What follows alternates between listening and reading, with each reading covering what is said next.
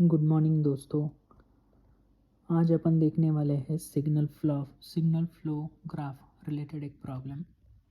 तो क्वेश्चन क्या है? क्वेश्चन ये बोलता है कि find the transfer function C of S divided by R of S for the signal flow graph shown in the figure below. तो यहाँ पे आप देख रहे हो कि ये सिग्नल फ्लो ग्राफ दिया हुआ है, ठीक है। यहाँ पे कोई ब्रांच है नहीं, लूप है नहीं, तो इसको थोड़ा सा कंसिडर करो कि ये नहीं है, ये मैंने मिटा दिया है।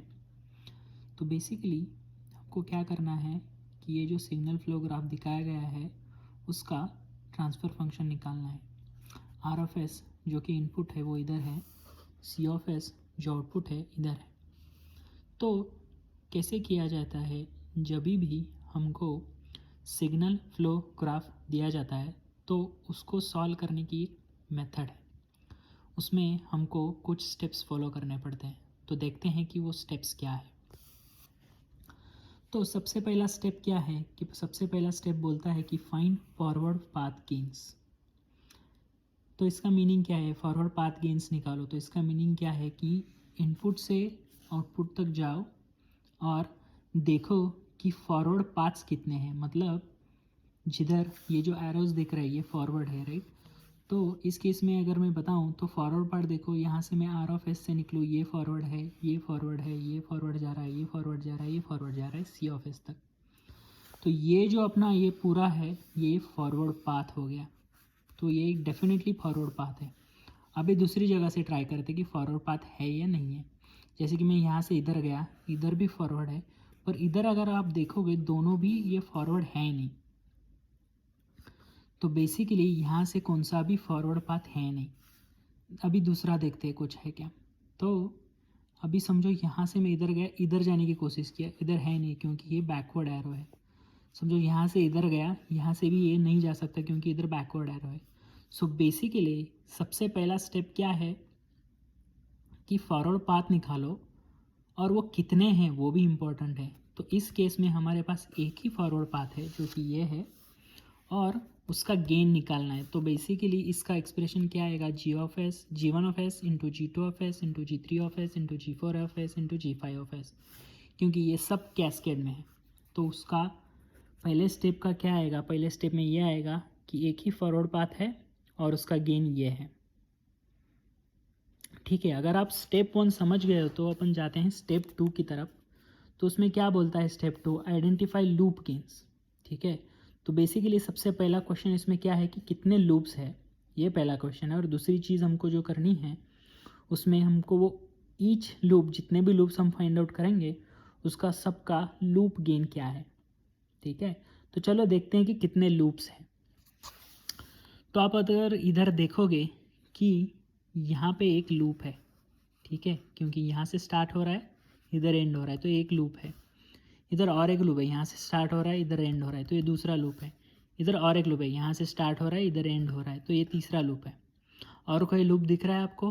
हाँ, तो उधर और इधर और एक लूप है जो कि समझो मैं यहाँ से स्टार्ट करूँ, ये इधर हो रहा है, इधर हो रहा है, इधर से इधर जा रहा है, इधर जा रहा है, इधर जा रहा है, फिर ये जो है ये इधर इधर जा रहा है, ठीक है। तो ये लूप है या नहीं है? तो ये भी एक लूप है जो जिसमें हमको इधर जो एरो दिखाया गया है वो गलती से मेरे से एक मिस्टेक हो गई है, तो उस मिस्टेक को मैं चेंज करना चाहता हूँ। जैसे कि ये जो है, ये जो एरो है वो इस डायरेक्शन में होना चाहिए था जो अलग डायरेक्शन में है, ठीक है। तो ये arrow should have been like this, जैसे कि इस साइड में होना चाहिए था, वो मेरे से मिस्टेक हो गया था। बट मैंने अभी ये मिस्टेक करेक्ट कर दी है। जैसे कि ये और एक लूप था, जैसे मैं दिखा रहा हूँ यहाँ से इधर तक, इधर तक, इधर तक, इधर तक, ये एक लूप है अपने पास, ठीक है। तो ये एक लूप बन गई है हमारे पास। तो ये लूप बन गया। सो बेसिकली अपने पास कितने लूप हो गए? 1 2 3 और ये वाली जो है वो 4, ठीक है। तो स्टेप 2 में क्या था कि आइडेंटिफाई लूप गेन्स। तो यहाँ पे 4 लूप्स है और सब ईच लूप्स का गेन निकालना है। तो समझो ये लूप में क्या आएगा? G2 आएगा इंटू H1 आएगा, इधर क्या आएगा? G4 इंटू H2 आएगा, इधर क्या आएगा? G7 इंटू H4 आएगा। तो देखते हैं मैंने क्या लिखा है, इधर G2 × H1 लिखा है क्या मैंने, G2 × H1 है। दूसरे में क्या है, G4 × H2 है क्या, G4 × H2 है। तीसरा क्या है, G7 × H4 लिखा है क्या मैंने, G4 × H2, yes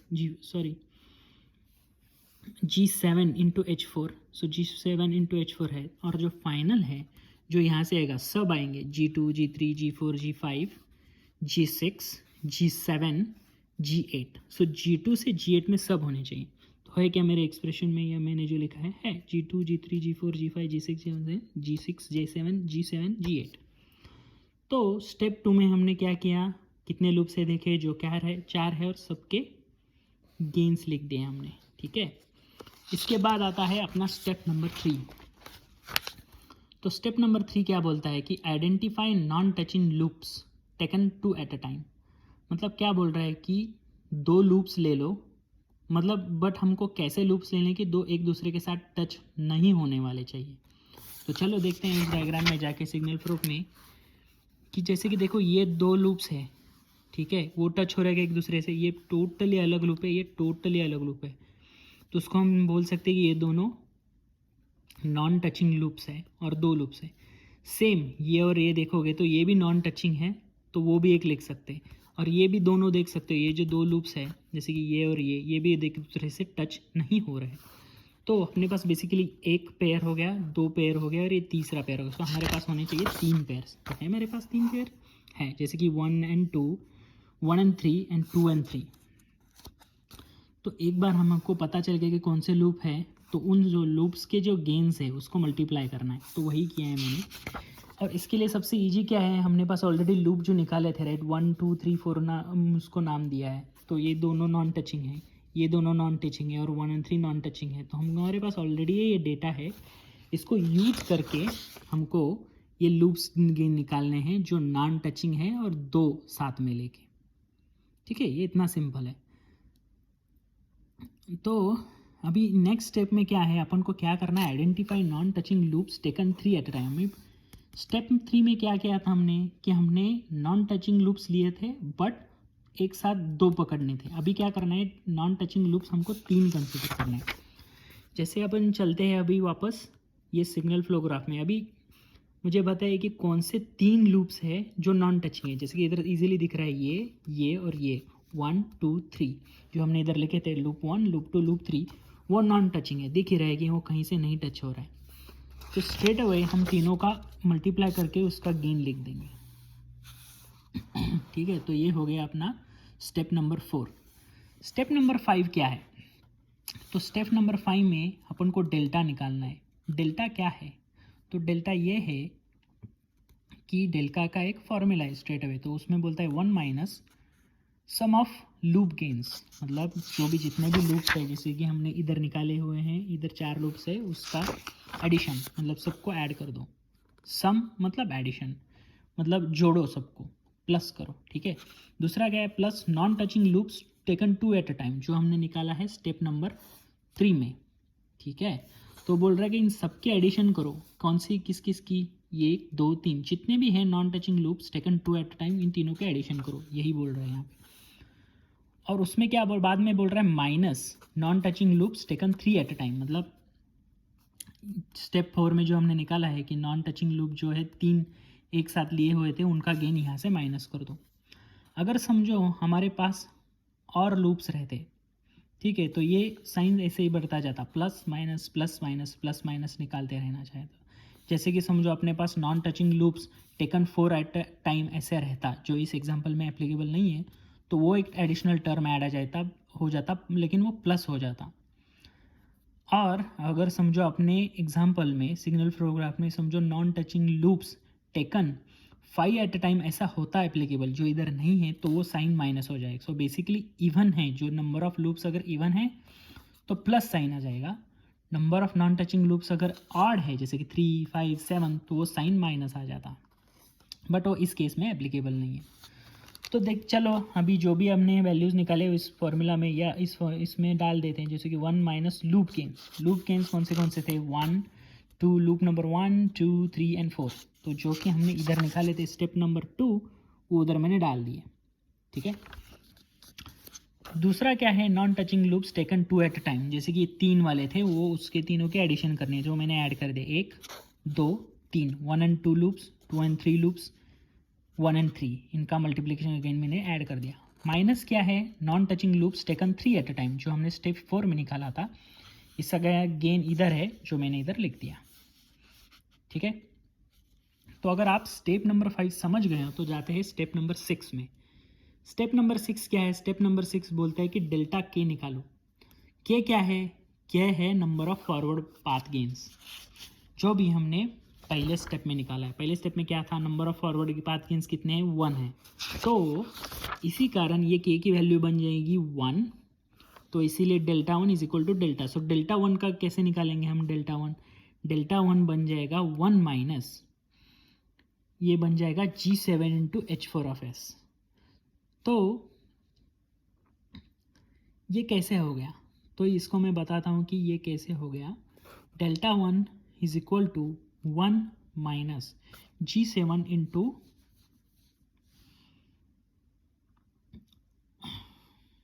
G7 into H4S। तो ये ऐसे आता है कि इस टर्म में जो भी है, जैसे कि डेल्टा में चले जाओ, डेल्टा में ये सब टर्म्स है, उसमें 1 माइनस आएगा, 1 माइनस ये सब चीज़ें जैसे कि G2 H1, G2 H4, G2 G3 G3, ये सब चीज़ें इसको माइनस होके कैंसिल हो जाएंगी। क्यों, और खाली G7 इंटू H7 क्यों रहेगा, G7 एंड H4 ये रहने का रीज़न है क्योंकि जो फॉरवर्ड पाथ गेन है अपना, फॉरवर्ड पाथ गेन में कौन सी ऐसा लूप है और कौन सा ऐसा टर्म है जो टच नहीं हो रहा है। जो फॉरवर्ड पाथ गेन इधर है, इधर ये टच हो रहा है, ये टच हो रहा है, ये सब चीज़ें टच हो रही है। ठीक है, खाली एक चीज़ है वो नहीं टच रहा है, लूप गेन जो टच नहीं हो रहा है वो G7 इंटू H4S है। ठीक है, तो इस पूरे डेल्टा के इसमें ये देखना है कि कौन सा टच नहीं हो रहा है, वो टर्म था G7 इंटू H4, राइट। तो मैंने बताया कि फॉरवर्ड पाथ गेन में खाली ये टच नहीं हो रहा है, तो यही चीज़। और ये माइनस क्यों आया 1 माइनस, क्योंकि ये 1 माइनस फार्मूला में है ऑलरेडी, बाकी सब चीज़ें निकल जा रही है और G7 इंटू H4S आ जाएगा। तो एक बार अगर अपन को डेल्टा 1 पता है तो एक फार्मूला है ट्रांसफ़र फंक्शन निकालने का, वो बोलता है कि T1 into delta 1 divided by delta. तो अपन के पास डेल्टा तो है ऑलरेडी, ये जो डेल्टा है, तो मैं ये पूरा एक्सप्रेशन वापस नहीं लिख रहा हूँ, तो डेल्टा इधर ऑलरेडी। T1 क्या है, तो T1 की वैल्यू अपने पास है ऑलरेडी, जो कि है ये, जो है number of forward path gains कितने हैं, 1 है, और जिसका फॉर्मूला है आंसर क्या आया था हमने जो निकाला था, G1 G2 G3 G4 G5, तो वही लिख दिया है मैंने। T1 है number of forward path gain का क्या है, कौन सी वैल्यू है, जो मैंने वो लिख दी। दूसरा क्या है, डेल्टा 1 हमने इधर निकाला है, 1 माइनस G7 इंटू H4S, जो मैंने इधर लिख दिया। डेल्टा क्या है मैंने ऑलरेडी लिख दिया है। सो बेसिकली अपन को 6 स्टेप्स में ये प्रॉब्लम हम सॉल्व कर सकते हैं। कौन सा भी सिग्नल फ्लो ग्राफ हो, स्टेप बाय स्टेप जाना बहुत इंपॉर्टेंट है। जैसे कि स्टेप 1 क्या है, फॉरवर्ड पाथ गेन्स निकालो कितने हैं और क्या है। उसके बाद निकालो कि कितने लूप गेन्स हैं, कितने हैं और क्या है, जो हमने निकाला इधर। तीसरे स्टेप में क्या है कि non touching loops taken 2 at a time, कितने लूप्स है जो नॉन टचिंग है और 2 लेने हैं, तो वो निकालो। चौथा स्टेप है कि non touching loops 3 eight a time, वो निकालो। अगर समझो कोई एग्जांपल्स में ऐसा हो सकता है कि number of loops taken 4 at a time, 5 eight a time, 6 eight a time, 7 eight a time, depending upon the problem, ये बढ़ता ही जाएगा। उसके बाद फाइनली स्टेप नंबर 5 में निकालना है हमको डेल्टा, जो मैंने ऑलरेडी बता दिया कि ये फॉर्मूला रहेगा, और इवन लूप्स है तो ये प्लस करके ऐड हो जाएगा। अगर ऑड नंबर ऑफ लूप्स है, नॉन टचिंग लूप्स 4 5 7 9, तो ये माइनस साइन करके सबका एडिशन करना है। उसके बाद स्टेप 6 में हमको के पता होना चाहिए कि number of forward path gains क्या है, उसके डिपेंडिंग अपॉन जो है जिसके साथ अपन को ये डेल्टा 1 निकालना है, क्योंकि इस केस में एक ही है तो ये डेल्टा 1 निकालो, और बाद में T1 डेल्टा 1 अपॉन डेल्टा, ये जो फॉर्मूला है इससे अपन को ट्रांसफ़र फंक्शन अपन निकाल सकते हैं। तो यहीं पे मैं ये लेक्चर ख़त्म कर रहा हूँ, जिसमें हमने समझा कि सिग्नल फ्लो ग्राफ का ट्रांसफ़र फंक्शन कैसे निकाला जाता है। मिलते हैं अगले लेक्चर में, थैंक यू।